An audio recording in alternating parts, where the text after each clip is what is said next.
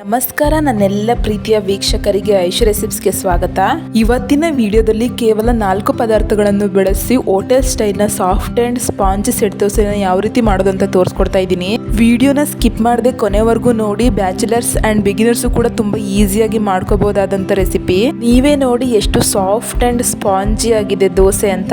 ತಡ ಮಾಡೋದ್ ಬೇಡ, ಯಾವ ರೀತಿ ಮಾಡೋದು ನೋಡೋಣ. ನೋಡೋದಕ್ಕೂ ಮುಂಚೆ ಯಾರನ್ನ ನನ್ನ ಚಾನಲ್ನ ಹೊಸದಾಗಿ ನೋಡ್ತಿದ್ರೆ ಸಬ್ಸ್ಕ್ರೈಬ್ ಮಾಡ್ಕೊಂಡು ನೋಡಿ. ಈ ಸೆಟ್ ದೋಸೆನ ಮಾಡೋದಕ್ಕೆ ನಾನಿಲ್ಲಿ 1 ಗ್ಲಾಸ್ ಅಷ್ಟು ಸೋನಾ ಮಸೂರಿ ಅಕ್ಕಿನ ತಗೊಂಡಿದ್ದೀನಿ. ದೋಸೆ ಸಾಫ್ಟ್ ಅಂಡ್ ಸ್ಪಾಂಜಿ ಆಗಿ ಬರ್ಬೇಕಂದ್ರೆ ಈ ಸೋನಾ ಮಸೂರಿ ಅಕ್ಕಿನೇ ತಗೊಳ್ಳಿ. 1 ಗ್ಲಾಸ್ ರೈಸ್ಗೆ ನಾನಿಲ್ಲಿ 1/4 ಗ್ಲಾಸ್ ಅಷ್ಟು ಉದ್ದಿನ ಬೇಳೆ ತಗೊಂಡಿದ್ದೀನಿ. ನಾನು ಹೇಳಿರೋ ಮೆಜರ್ಮೆಂಟ್ ಅಲ್ಲೇ ತಗೊಳ್ಳಿ, ಜಾಸ್ತಿ ತಗೊಂಡ್ರೆ ದೋಸೆ ಹೊರಟಾಗ್ಬಿಡುತ್ತೆ.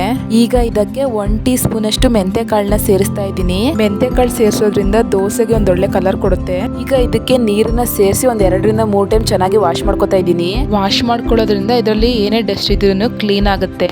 ವಿಡಿಯೋ ಸ್ಕಿಪ್ ಮಾಡದೆ ಕೊನೆವರೆಗೂ ನೋಡಿ, ಆಗ ಮಾತ್ರ ನಿಮಗೆ ಕ್ಲಿಯರ್ ಆಗಿ ಮಾಡೋ ವಿಧಾನ ಗೊತ್ತಾಗುತ್ತೆ. ಕಂಪ್ಲೀಟ್ ಆಗಿ ವಾಶ್ ಮಾಡ್ಕೊಂಡಿದ್ದಾಗಿದೆ. ನಾನೀಗ ಇದಕ್ಕೆ ನೆನೆಯೋದಿಕ್ಕೆ ಬೇಕಾದಷ್ಟು ನೀರನ್ನ ಸೇರಿಸಿ 6 ರಿಂದ 8 ಗಂಟೆ ನೆನೆಯೋದಿಕ್ಕೆ ಬಿಡ್ತಾ ಇದ್ದೀನಿ. 8 ಗಂಟೆ ಆಗ್ಲಿಲ್ಲ ಅಂದ್ರೆ ಮಿನಿಮಮ್ 6 ಗಂಟೆ ಆದ್ರೂ ನೆನೆಸ್ಕೋಬೇಕಾಗುತ್ತೆ. ಯಾವ ಗ್ಲಾಸ್ ಅಲ್ಲಿ ರೈಸ್ ತಗೊಂಡಿದ್ನಲ್ವಾ ಅದೇ ಸೇಮ್ ಗ್ಲಾಸ್ ಅಲ್ಲಿ 1/4 ಗ್ಲಾಸ್ ಅಷ್ಟು ಗಟ್ಟಿ ಅವಲಕ್ಕಿ ತಗೊಂಡಿದ್ದೀನಿ. ಸ್ವಲ್ಪ ನೀರನ್ನ ಸೇರಿಸಿ ಚೆನ್ನಾಗಿ 2 ಟೈಮ್ ವಾಶ್ ಮಾಡ್ಕೊಳ್ಳಿ. ಡಸ್ಟ್ ಇದ್ರೆ ಕ್ಲೀನ್ ಆಗುತ್ತೆ. ಅವಲಕ್ಕಿ ಬೇಗ ನೆನೆಯೋದ್ರಿಂದ ಇಟ್ಟಿರ್ಬೋದಕ್ಕೆ 1 ಗಂಟೆ ಮುಂಚೆ ನೆನೆಯೋದಿಕ್ಕಿಡಿ. ನೋಡಿ, ಇವಾಗ 8 ಗಂಟೆ ನಂತರ ನಾನು ತೋರಿಸ್ತಾ ಇದ್ದೀನಿ. ಅಕ್ಕಿ, ಉದ್ದಿನ ಬೇಳೆ, ಮೆಂತೆ ಕಾಳೆಲ್ಲ ಚೆನ್ನಾಗಿ ನೆಂದ್ಕೊಂಡಿದೆ. 1 ಗಂಟೆ ಅವಲಕ್ಕಿ ನೆನೆಯೋದಕ್ಕೆ ಇಟ್ಕೊಂಡಿದೆ ಅಲ್ವಾ, ಅದು ಕೂಡ ಚೆನ್ನಾಗಿ ನೆಂದು ಸಾಫ್ಟ್ ಆಗಿದೆ.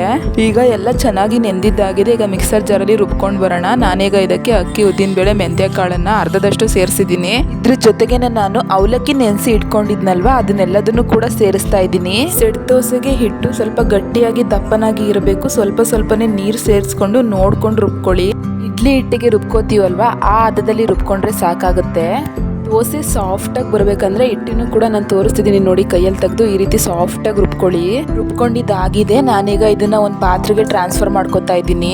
ಇನ್ನು ಅರ್ಧ ನೆನೆಸಿರೋ ಅಂತ ಅಕ್ಕಿ, ಉದ್ದಿನ ಬೇಳೆ, ಮೆಂತೆ ಕಾಳು ಮಿಕ್ಕಿತ್ತಲ್ವಾ ಅದನ್ನು ಕೂಡ ಮಿಕ್ಸರ್ ಜಾರ್ಗೆ ಸೇರಿಸಿ ರುಬ್ಕೊಂಡು ಪಾತ್ರೆಗೆ ಸೇರಿಸ್ಕೊಂಡಿದ್ದೀನಿ. ಮಿಕ್ಸರ್ ಜಾರಲ್ಲಿ ಉಳಿದಿರೋ ಅಂತ ಮಿಶ್ರಣನ ಕೈಯಿಂದ ಹಾಗೆ ಪಾತ್ರೆಗೆ ಸೇರಿಸ್ಕೊಳ್ಳಿ. ನೀರಾಕಿ ಸೇರಿಸ್ಕೊಳ್ಳೋದಕ್ಕೆ ಹೋಗ್ಬೇಡಿ, ತೆಳುವಾಗ್ಬಿಡುತ್ತೆ. ಪಾತ್ರೆಗೆ ಸೇರಿಸ್ಕೊಂಡಾದ್ಮೇಲೆ ಕೈಯಿಂದನೇ ಹಿಟ್ಟನ್ನ 1 ರಿಂದ 2 ನಿಮಿಷ ಚೆನ್ನಾಗಿ ಮಿಕ್ಸ್ ಮಾಡ್ಕೊಳ್ಳಿ. ಈ ತರ ಮಿಕ್ಸ್ ಮಾಡ್ಕೊಳ್ಳೋದ್ರಿಂದ ಅಕ್ಕಿ, ಉದ್ದಿನ ಬೇಳೆ, ಮೆಂತೆ ಕಾಳು, ಅವಲಕ್ಕಿ ಒಂದಕ್ಕೊಂದು ಚೆನ್ನಾಗಿ ಮಿಕ್ಸ್ ಆಗೋದಕ್ಕೆ ಹೆಲ್ಪ್ ಆಗುತ್ತೆ. ಜೊತೆಗೆ ಹಿಟ್ಟು ಹುಬ್ಬಿ ಬರೋದಕ್ಕೂ ಕೂಡ ಹೆಲ್ಪ್ ಆಗುತ್ತೆ. ಮಿಕ್ಸ್ ಮಾಡ್ಕೊಂಡಿದ್ದಾಗಿದೆ. ಈಗ ಹಿಟ್ಟನ್ನ ಓವರ್ ನೈಟ್ ಫರ್ಮೆಂಟೇಶನ್ ಆಗೋದಕ್ಕೆ ಬಿಡ್ತಾ ಇದ್ದೀನಿ. ಬೆಳಗ್ಗೆ ನಾನು 8 ಗಂಟೆಗೆ ತೋರಿಸ್ತಾ ಇದ್ದೀನಿ. ಲೈಟ್ ಆಗಿ ಉಬ್ಬಿದೆ, ಚಿಕ್ಕ ಬಬಲ್ಸ್ ಇದೆ. ಇಷ್ಟ ಆದ್ರೆ ಸಾಕು ದೋಸೆಗೆ. ಈ ಸಮ್ಮರ್ ಅಲ್ಲಿ 6 ರಿಂದ 8 ಅವರ್ ಫರ್ಮೆಂಟೇಶನ್ ಆದ್ರೆ ಸಾಕಾಗುತ್ತೆ. ಓವರ್ ಫರ್ಮೆಂಟೇಶನ್ ಆದ್ರೆ ಟೇಸ್ಟ್ ಚೆನ್ನಾಗಿ ಬರಲ್ಲ, ಹುಳಿಯಾಗ್ಬಿಡುತ್ತೆ. ಅದಕ್ಕೋಸ್ಕರ ದೋಸೆಗೆ ಹಿಟ್ಟು ರೆಡಿ ಆಗಿದೆ. ಈಗ ಇದಕ್ಕೆ ರುಚಿಗೆ ತಕ್ಕಷ್ಟು ಉಪ್ಪನ್ನ ಸೇರಿಸಿ 1 ನಿಮಿಷ ಸೌಟಲ್ಲೇನೆ ಚೆನ್ನಾಗಿ ಮಿಕ್ಸ್ ಮಾಡ್ಕೊಳ್ಳಿ. ರೆಸಿಪಿ ಇಷ್ಟ ಆದ್ರೆ ಕೊನೆಗೊಂದು ಲೈಕ್ ಮಾಡೋದನ್ನ ಮಾತ್ರ ಮರಿಬೇಡಿ. ಹಾಗೆ ಕಮೆಂಟ್ ಅಲ್ಲಿ ನೆಕ್ಸ್ಟ್ ನಿಮಗೆ ಯಾವ ರೀತಿ ರೆಸಿಪಿ ಬೇಕು ಅನ್ನೋದನ್ನ ತಿಳಿಸಿ. ಮುಂದೆ ಬರುವ ವಿಡಿಯೋಗಳಲ್ಲಿ ಅಪ್ಲೋಡ್ ಮಾಡ್ತೀನಿ. ಈಗ ಹಿಟ್ಟನ್ನ ಕೂಡ ಕಲ್ಸ್ಕೊಂಡಿದ್ದಾಗಿದೆ. ಫೈನಲಿ ದೋಸೆಗೆ ಹಾಕೊಳ್ಳೋದು ಅಂತ ನೋಡೋಣ. ಸ್ಟವ್ ಆನ್ ಮಾಡಿ ತವಾ ಇಟ್ಟು, ತವಾ ಬಿಸಿ ಆದ್ಮೇಲೆ ಅದ್ರ ಮೇಲೆ ನೀರ್ ಚಿಮ್ಕಿಸಿ, ನೀರ್ನ ಬಟ್ಟೆಯಲ್ಲಿ ವೈಪ್ ಮಾಡಿ ಸ್ವಲ್ಪ ಆಯಿಲ್ ನ ಸ್ಪ್ರೆಡ್ ಮಾಡಿ ಆಮೇಲೆ ದೋಸೆನ ಹಾಕೊಳ್ಳಿ. ಮಾಡೋದ್ರಿಂದ ದೋಸೆ ತಳ ಹಿಡಿಯಲ್ಲ, ಪರ್ಫೆಕ್ಟ್ ಆಗಿ ಬರುತ್ತೆ. ದೋಸೆ ಹಾಕಿ ತೋರಿಸ್ತಾ ಇದೀನಿ ನೋಡಿ. ಸೆಟ್ ದೋಸೆ ಆಗಿರೋದ್ರಿಂದ ಇದು ದಪ್ಪನೇ ಇರಬೇಕು. ಮಾಮೂಲಿ ದೋಸೆ ತರ ಸೌಟಲ್ಲಿ ಹರಡೋದಕ್ಕೆ ಹೋಗ್ಬೇಡಿ. ನೋಡಿ, ಇವಾಗ ದೋಸೆ ಹಾಕಿದ್ದಾಗಿದೆ. ಇದ್ರ ಮೇಲೆ ನಾನು ಇವಾಗ ಆಯಿಲ್ ಸ್ಪ್ರೇ ಮಾಡ್ಕೋತಾ ಇದ್ದೀನಿ. ನಿಮಗೆ ಬೇಕು ಅಂದ್ರೆ ತುಪ್ಪ ಹಾಕೊಳ್ಬಹುದು. ಇದ್ರ ಮೇಲೆ ಈಗ ಲಿಡ್ ನ ಕ್ಲೋಸ್ ಮಾಡಿ 30 ಸೆಕೆಂಡ್ ಚೆನ್ನಾಗಿ ಬೇಯಿಸ್ಕೊಳ್ಳಿ. 30 ಸೆಕೆಂಡ್ಸ್ ಆದ್ಮೇಲೆ ಲಿಡ್ ನ ಓಪನ್ ಮಾಡಿ ತೋರಿಸ್ತಿದ್ದೀನಿ ನೋಡಿ. ದೋಸೆ ಚೆನ್ನಾಗಿ ಬೆಂದಿದೆ. ಈಗ ಇನ್ನೊಂದ್ ಸೈಡ್ ಗೆ ಫ್ಲಿಪ್ ಮಾಡಿ 10 ಸೆಕೆಂಡ್ ಬೇಯಿಸ್ಕೊತಾ ಇದ್ದೀನಿ. ನೀವು ಬೇಕಿದ್ರೆ ಹೋಟೆಲ್ ಅಲ್ಲಿ ಮಾಡೋ ತರ ಕ್ಯಾರೆಟ್ ನ ತುರ್ಕೊಂಡು ಈರುಳ್ಳಿ ಮತ್ತೆ ಕೊತ್ತಂಬರಿ ಸೊಪ್ಪನ್ನ ಚಿಕ್ಕದಾಗಿ ಕಟ್ ಮಾಡಿ ದೋಸೆ ಮೇಲೆ ಸ್ಪ್ರಿಂಕಲ್ ಮಾಡಿ ಬೇಯಿಸ್ಕೋಬಹುದು. ಇನ್ನೂ ಚೆನ್ನಾಗಿರುತ್ತೆ. ಎಲ್ಲ ದೋಸೆನೂ ನಾನು ತೋರಿಸಿದ್ದೀನಲ್ಲ ಅದೇ ರೀತಿ ಮಾಡ್ಕೊಳ್ಳಿ. ಇಷ್ಟೇ ನೋಡಿ, ಕೇವಲ 4 ಪದಾರ್ಥಗಳಲ್ಲಿ ತುಂಬಾ ಈಸಿಯಾಗಿ ಹೋಟೆಲ್ ಸ್ಟೈಲ್ನ ಸೆಟ್ ದೋಸೆ ರೆಡಿ.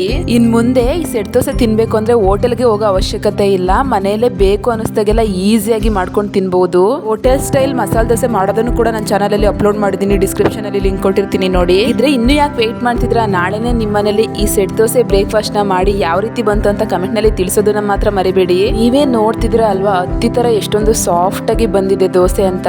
ಇದ್ರ ಜೊತೆ ಈ ಹೋಟೆಲ್ ಅಲ್ಲಿ ಮಾಡುವಂತ ವೈಟ್ ಚಟ್ನಿ ಕಾಂಬಿನೇಷನ್ ಅಂತೂ ನೆಕ್ಸ್ಟ್ ಲೆವೆಲ್. ತಿಂದ್ರೆ ತಿಂತಾನೆ ಇರಬೇಕು ಅನ್ಸುತ್ತೆ. ನಿಮಗೆ ಈ ರೆಸಿಪಿ ಇಷ್ಟ ಆಗಿದ್ರೆ ಲೈಕ್ ಮಾಡಿ, ಸಬ್ಸ್ಕ್ರೈಬ್ ಮಾಡ್ಕೊಳ್ಳೋದನ್ನ ಮಾತ್ರ ಮರಿಬೇಡಿ. ನಿಮ್ಮ ಫ್ರೆಂಡ್ಸ್ ಅಂಡ್ ಫ್ಯಾಮಿಲಿಗೆ ಶೇರ್ ಮಾಡಿ. ನೆಕ್ಸ್ಟ್ ರೆಸಿಪಿ ಜೊತೆ ಸಿಗ್ತೀನಿ. ಅಲ್ಲಿವರೆಗೂ ಇದೇ ರೀತಿ ಸಪೋರ್ಟ್ ಮಾಡ್ತಾ ಇರಿ. Thank you.